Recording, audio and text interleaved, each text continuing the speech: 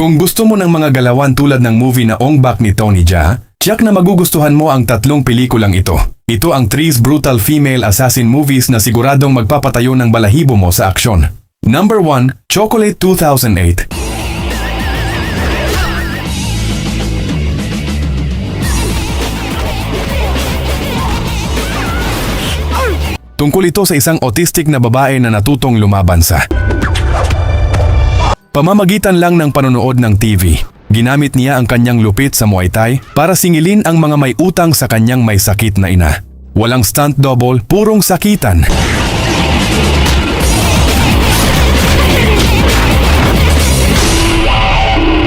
Number 2, The Shadow Strays.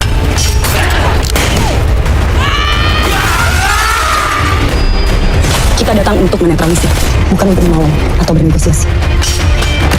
Ini Dota 13. Kung bitin ka sa dugo, dito ka mabubusog sa sobrang brutal. Kwento ito ng isang batang asasin na tinatawag na 13. Nang manganib ang buhay ng kanyang batang kaibigan, susuungin niya ang pinakamabayolenteng sindikato sa Indonesia. Bukan cuma sebuah nomor. Number 3, The Villainess. Simula pa lang ng movie, basagan na agad. Karena mencari juga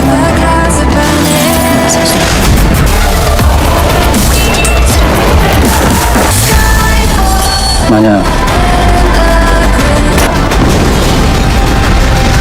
가장 슬픈 일이